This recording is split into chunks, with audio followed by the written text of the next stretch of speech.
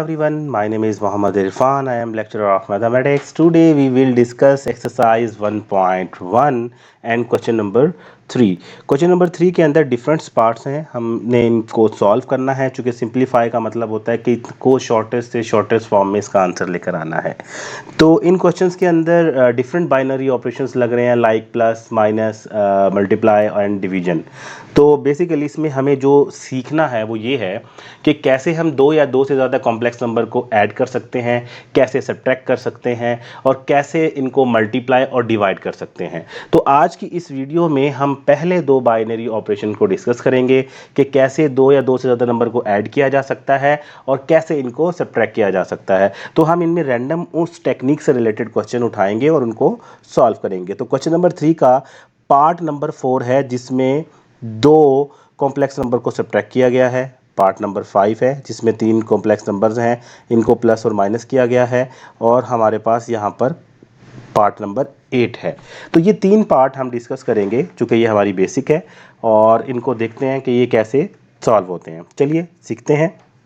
तो सबसे पहले हमारे पास है पार्ट नंबर 4। पार्ट नंबर 4 के अंदर वो कहता है आपको कि 6 plus 5 iota minus 4 plus 3 iota. ठीक हो गया। ये हमारे पास क्वेश्चन नंबर 3 का पार्ट नंबर 4 है। चलिए इसको देखते हैं कि कैसे सॉल्व होगा। 6 प्लस 5 आयोटा, ये नेगेटिव अंडर मल्टीप्लाई हो रहा है, ये प्लस का है, इसके साथ कुछ नहीं होता तो प्लस माइनस, माइनस 4, ओके ये माइनस है, ये प्लस है, ये दोनों आपस में मल्टीप्लाई होंगे, प्लस माइनस माइनस 3 आयोटा। अब यहाँ पर आपने एक बात याद रखनी है कि जब भी दो कॉम्प्लेक्स नंबर प्लस माइनस होंगे, रियल पार्ट में ऐड होगा और जो इमेजिनरी पार्ट है वो इमेजिनरी पार्ट में ऐड होगा। तो रियल पार्ट कौन सा होगा? जिसके साथ आयोटा नहीं है, और इमेजिनरी पार्ट वो होगा जिसके साथ आयोटा है। ये आपस में ऐड होंगे। तो यहाँ पर हम देखते हैं कि कौन कौन से पार्ट हैं जिनके साथ आयोटा नहीं है। 6 है, 6 के साथ आयोटा नहीं है, और माइनस का 4 है। ठीक है, अब आयोटा वाले पार्ट देखते हैं। इमेजिनरी पार्ट 5 आयोटा है, माइनस 3 आयोटा है। ठीक है, तो 6 में से 4 जाएगा, कितना बचेगा? 2। 5 आयोटा में से माइनस करेंगे 3 आयोटा को तो 2 आयोटा बनेगा। ये हमारे पास रिक्वायर्ड आंसर आ गया। ठीक है, हम चाहें तो इसको इस तरह भी लिख सकते हैं, 2,2। क्लियर होगी बात। अब चलते हैं इसके पार्ट नंबर 5 की तरफ। तो जो हमारे पास पार्ट नंबर 5 है वो क्या है, उसको देख लेते हैं। हम पार्ट नंबर 5 की तरफ चलते हैं। पार्ट नंबर 5 है हमारे पास 5 minus 6 iota plus 3 plus 4 iota minus 5 iota minus 7। ये हमारे पास जो है पार्ट नंबर 5 है।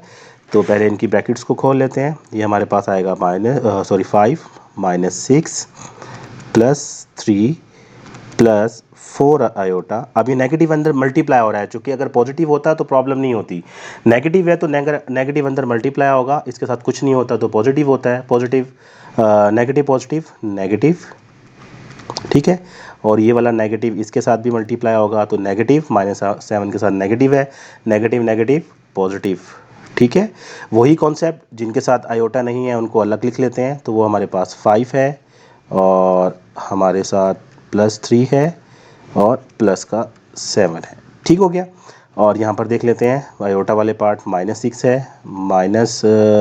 +4 है और माइनस का 5 आयोटा है। ठीक है, तो ये कितना बनता है? 3 + 7 10, 10 + 5 15।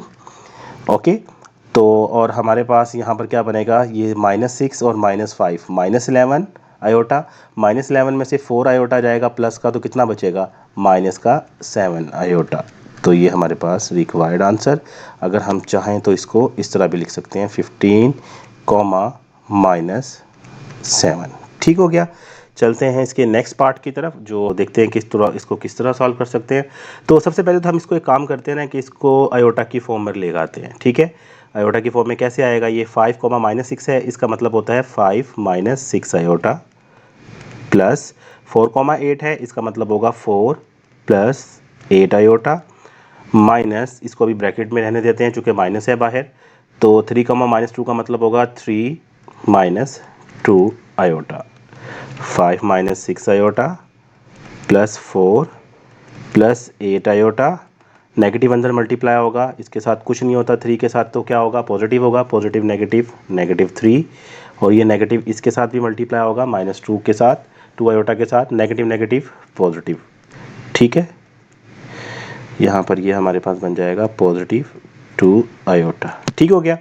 अब हम वही काम करेंगे कि जिनके साथ आयोटा नहीं है उनको एक साथ लिख लेंगे। तो ये 5 के साथ आयोटा नहीं है, 4 के साथ नहीं है, -3 के साथ नहीं है।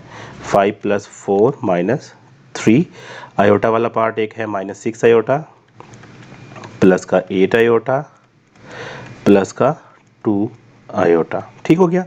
तो 5 + 4 कितना होगा, 9, 9 में से ये 3 जाएंगे, कितना बचेगा 6।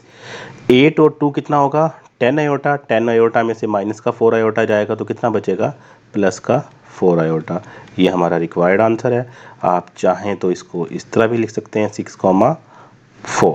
ओके स्टूडेंट्स, अल्लाह हाफिज़, मिलते हैं नेक्स्ट वीडियो के अंदर।